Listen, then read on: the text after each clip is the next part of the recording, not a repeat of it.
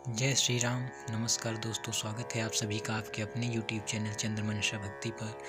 दोस्तों, आज की इस वीडियो में हम लोग उसके आगे का अध्याय पढ़ेंगे जहाँ तक हम लोगों ने पढ़ लिया है श्री रामचरितमानस। अगर दोस्तों आप वीडियो पर नए हैं तो कृपया इस वीडियो को लाइक करें और शेयर करें और चैनल को सब्सक्राइब कर लीजिए दोस्तों। और जो पिछले वीडियो हैं आप सारे देख लीजिए दोस्तों, तब जाके आपको ये सारे वीडियो समझ में आएंगे दोस्तों। और जो मेरे नए वीडियो आएंगे वो आप तक पहुंच जाएंगे। इसके लिए आप बेल आइकन भी ज़रूर प्रेस कर दीजिए दोस्तों।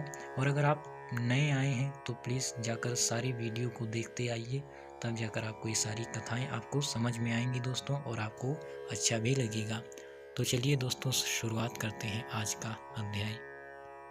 तो दोस्तों, हम लोगों ने इस दोहे तक हम लोगों ने पढ़ा था। जब नारद जी ने आकर माता मैना को सब बताते हैं तो उनका दुख दूर हो जाता है, सारे विषाद मिट जाते हैं, संदेह दूर हो जाता है दोस्तों, और वो खुश हो जाते हैं दोस्तों। और सारे नगर में ये खबर फैल जाती है दोस्तों कि ये कोई शिव जी हैं, त्रिलोकीनाथ हैं और जगत जननी भी अर्थात माता पार्वती भी कोई साधारण नहीं है।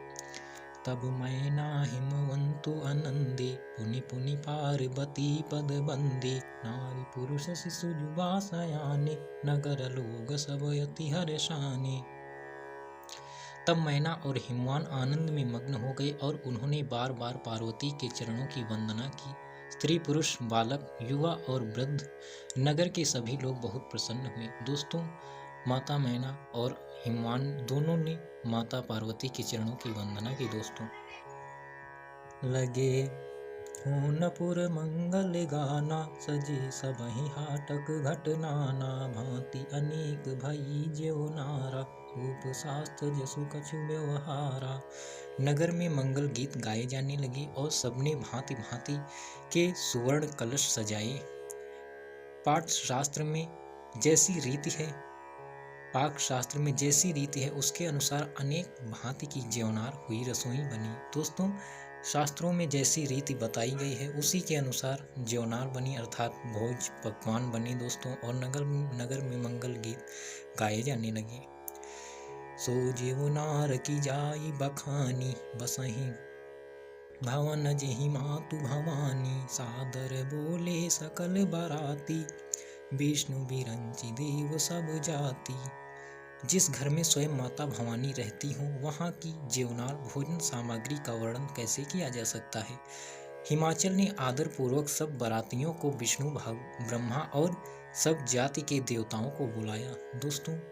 सत्य ही है, जहाँ पर जगत जननी है स्वयं माता है वहाँ की भोजन सामग्री का वर्णन कैसे किया जा सकता है दोस्तों। हिमाचल जी ने ब्रह्मा विष्णु महेश समेत सारे देवताओं को बुलवाया। विविधि पाति बैठी जेवनारा लागे परुसन निपुण सुवारा नारी वृंद सुर जेवत ज्ञानी लगी देन गारी मृदुबानी। भोजन करने वालों की बहुत सी पतंगे बैठी अर्थात लाइनें बैठी दोस्तों। चतुर रसोइये परोसने लगे। स्त्रियों की मंडलियां देवताओं को भोजन करते जानकर कोमल वाणी से गालियां देने लगी दोस्तों। सारे लोग भोजन करने लगे लाइनों में बैठकर, पंक्तियों में बैठकर, और चतुर रसोइये परोसने लगे। स्त्रियां की जो मंडली थी स्त्रियों की, वो देवताओं को भोजन करते देखकर कोमल वाणी से गालियां देने लगी दोस्तों। जो ये शादियों में रीति रिवाज जो होता है महिलाएं गाती हैं वही है दोस्तों रिवाज कि आप लोगों में से कई लोग भी जानते होंगे दोस्तों। गारी मधुर स्वर देहि सुंदरी बिंगे बचन सुनावहि भोजनु करहि सुरयति विलंबु विनोद सुनि सचु पावहि। जेवत जो बढ़ो आनंद सो मुख का कोटि हूँ न परे कहो अचवाई दीन्हे पान गौने बास जहाँ जा क्यों रहो। सब सुंदरी स्त्रियां मीठे स्वर में गालियां देने लगी और व्यंग भरे वचन सुनाने लगी। देवगण विनोद सुनकर बहुत सुख अनुभव करते हैं, इसलिए भोजन करने में बड़ी देर लगा रहे हैं। भोजन के समय जो आनंद बढ़ा वह करोड़ों मुँह से भी नहीं कहा जा सकता। भोजन कर चुकने पर सबके हाथ मुंह धुलवाकर पान दिए गए। फिर सब लोग जो जहाँ ठहरे थे वहाँ चले गए दोस्तों। जब गालियाँ देने लगी स्त्रियाँ अर्थात गीतों के माध्यम से, तो देवताओं को भी उसमें आनंद आने लगा और वो भोजन को देर तक भोजन में समय लगाया और उसके बाद वो हाथ मुंह धुलकर चले गए जहाँ पर जो रहते थे। बहुरी मुनि नहीं ममंत कहूँ लगन सुनाई आई, समय बिलो की विवाह कर पठई देव बोलाई। फिर मुनियों ने लौटकर हिमवान को लग्न पत्रिका सुनाई और विवाह का समय देखकर देवताओं को बुला भेजा। दोस्तों, मुनियों ने क्या किया कि हिमवान को लगन पत्रिका सुना दी, जो मुहूर्त निकला था वो सब बताया। फिर उन्होंने देवताओं को बुला भेजा।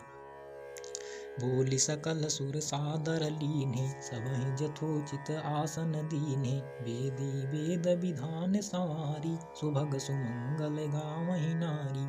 सब देवताओं को आदर सहित बुलवा लिया और सबको यथा योग्य आसन दिए। वेद की रीति से वेदी सजाई गई और स्त्रियां सुंदर श्रेष्ठ मंगल गीत गाने लगी। दोस्तों, जब आदर सहित देवताओं को बुलाया गया, सारे देवताओं को उनको बैठाया गया, सुंदर सुंदर वहाँ पर सजावट की गई दोस्तों, और स्त्रियां मंगल गीत भी गाने लगी। सिंहासन अति दिव्य सुहावा, जाई न बरनि बिरंची बनावा, बैठे शिव विप्रन सिरुनाई, हृदय सुमिरि निज प्रभु रघुराई। वेदिका पर एक अत्यंत सुंदर दिव्य सिंहासन था, जिसकी सुंदरता का वर्णन नहीं किया जा सकता, क्योंकि वह स्वयं ब्रह्मा जी का बनाया हुआ था। ब्राह्मणों को सिर नवाकर और हृदय में अपने स्वामी श्री रघुनाथ जी का स्मरण करके शिव जी उस सिंहासन पर बैठ गए। दोस्तों, जिस सिंहासन को स्वयं ब्रह्मा जी ने बनाया था अत्यंत ही सुंदर था। उस पर श्री भोलेनाथ जी, श्री रघुनाथ जी को स्मरण करके देवताओं और मुनियों को प्रणाम किया और उस पर बैठ गए। दोस्तों, बहुरी मुनि सन उमा बोलाई, करि सिंगार सखी लय आई, देखत रूप सकल सुर मोहे, बरनय छवि सजग कवि कोहे। फिर मुनीश्वरों ने पार्वती जी को बुलाया।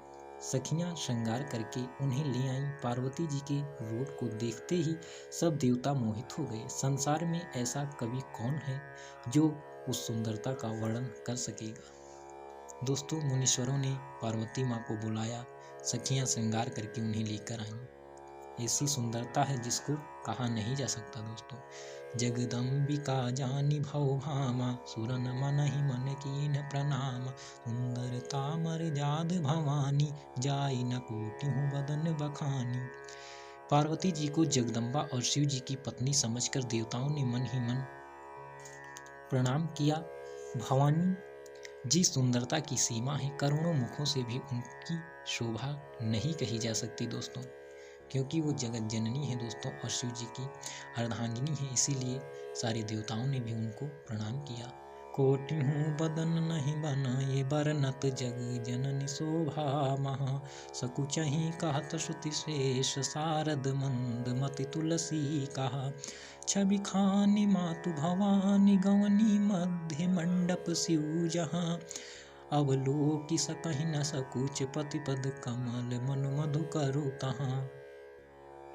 जगत जननी पार्वती जी की महान शोभा का वर्णन करोड़ों मुखों से भी करते नहीं बनता। वेद शेष जी और सरस्वती जी तक उसे कहते हुए सकुचा जाते हैं, तब मंद बुद्धि तुलसी किस गिनती में है। दोस्तों, तुलसीदास जी कहते हैं, जगत जननी माता पार्वती की शोभा ऐसी है जिसे कोई कह नहीं सकता। स्वयं शेष जी और सरस्वती जी उसे कहने में सकुचाते हैं, तब मंद बुद्धि तुलसी इसे कैसे कह सकता है। सुंदरता और शोभा की खान माता भवानी मंडप के बीच में जहाँ शिव जी थे वहाँ गईं। वे संकोच के मारे पति शिव जी के चरण कमलों को देख नहीं सकती, परंतु उनका मन रूपी भंवरा तो वहीं रसपान कर रहा था। मुनि अनुशासन गणपति पूजो शंभु भवानी, को सुनि संशय कराए जनी, सुर अनादि जिय जानी। मुनियों की आज्ञा से शिव जी और पार्वती जी ने गणेश जी का पूजन किया। मन में देवताओं को अनादि समझकर कोई इस बात को सुनकर शंका न करे कि गणेश जी तो शिव पार्वती जी की संतान है, अभी विवाह से पूर्व ही वे कहाँ से आ गए। दोस्तों, मुनियों की आज्ञा से शिव और पार्वती माता ने गणेश जी का पूजन किया, तो मन में देवताओं का अनादि समझकर, मतलब देवताओं के जो अनादि हैं अर्थात जो बहुत अनादि हैं, अर्थात जो सृष्टि के निर्माता हैं, जो सबसे पूर्व आए थे, सबसे पहले जो थे, जो सृष्टि के रचयिता हैं, देवताओं के जो देव हैं, तो कह रहे हैं कि कोई इस बात को सुनकर शंका ना करे कि गणेश जी तो शिव और माता पार्वती की संतान है, अभी विवाह से पूर्व ही वे कहाँ से आ गए। दोस्तों ये बात बताई जा रही। तो आगे देखिए दोस्तों क्या लिखा है। जसी विवाह कै विधि सुति गाई, महामुनि सो सब करवाई, गहि गिरी सकुश कन्या पानी, भवहि समर्पी जानी भवानी। वेदों में विवाह की जैसी रीति कही गई है, महामुनियों ने वह सभी रीति करवाई। पर्वतराज हिमाचल ने हाथ में कुश लेकर तथा कन्या का हाथ पकड़कर उन्हें भवानी शिव पत्नी जानकर शिव जी को समर्पण किया। दोस्तों सारी विधियों से, सारी रीति रिवाजों से उनकी पूजा अर्थात उनका विवाह संपन्न हुआ। पानि ग्रहण जब कीन्ह महेशा, ये हर्षे तब सकल सुरेशा, वेद मंत्र मुनि बर उच्चरहि, जय जय जय शंकर सुर करहि। जब महेश्वर शिव जी ने पार्वती का पाणी ग्रहण किया तब इंद्रादि सब देवता हृदय में बड़े ही हर्षित हुए। श्रेष्ठ मुनिगण वेद मंत्रों का उच्चारण करने लगे और देवगण शिव जी का जय जयकार करने लगे। दोस्तों अब देखिए कितना हर्षोल्लास है। जब शिव जी ने माता पार्वती का पाणी ग्रहण किया, सारे देवता खुश होकर जय जयकार कर रहे हैं। बाजहि बाजन विविध विधाना, सुमन वृष्टि नभ भय विधि नाना, हर गिरिजा कर भयो विबाहु, सकल भुवन भरि रहा उछाहु। अनेकों प्रकार के बाजे बजने लगे, आकाश से नाना प्रकार के फूलों की वर्षा हुई, शिव पार्वती का विवाह हो गया, सारे ब्रह्मांड में आनंद भर गया। दासी दास तुरग रथ नागा, धेनु बसन मनि वस्तु विभागा, अन्न कनक भाजन भरी जाना, दाई दीन नक जाई बखाना। दासी दास, रथ घोड़े, हाथी गायें, वस्त्र और मणि आदि अनेक प्रकार की चीजें, अन्न तथा सोने के बर्तन गाड़ियों में लदवाकर दहेज में दिए, जिनका वर्णन नहीं हो सकता। दोस्तों दहेज आज भी चल रहा है और पहले भी हिमाचल ने पूरा दहेज देखे दोस्तों। दासी दास, रथ घोड़े, हाथी गायें, वस्त्र और मणि आदि अनेक प्रकार की चीजें, अन्न तथा सोने के बर्तन। दोस्तों पहले दास दासियां भी जाया करती थी साथ में, तो वो भी उन्होंने दिया है, और सोना चांदी तमाम चीजें। दोस्तों दाई जे दियो बहु भांति पुण्य कर जोरि, हिम भूधर कहो का देव पूरन काम, शंकर चरण पंकज गही रहो, शिव कृपा सागर ससुर कर संतोष, सब भांति ही कियो पुण्य गहे पद पाथोज, मैना प्रेम परिपूर्ण हियो। बहुत प्रकार का दहेज देकर फिर हाथ जोड़कर हिमाचल ने कहा, हे शंकर आप पूर्ण काम हैं, मैं आपको क्या दे सकता हूँ। इतना कहकर वे शिव जी के चरण कमल पकड़कर रह गए। तब कृपा के सागर शिव जी ने अपने ससुर का सभी प्रकार से समाधान किया। फिर प्रेम से परिपूर्ण हृदय मैना जी ने शिव जी के चरण कमल पकड़े और कहा, देखिए दोस्तों शिव जी के सारा धन जो उन्होंने दिया हिमाचल जी ने, और उसके बाद उन्होंने उनके शिव जी के चरण कमल पकड़ लिए। उन्होंने कहा मैं क्या दे सकता हूँ आपको। उसके बाद माता मैना ने भी उनके चरण पकड़े और कहा, दोस्तों नाथ उमा मम प्राण सम, ग्रह किंकरी करे हो, क्षमे हो सकल अपराध, अब कोई प्रसन्न बरु देहु।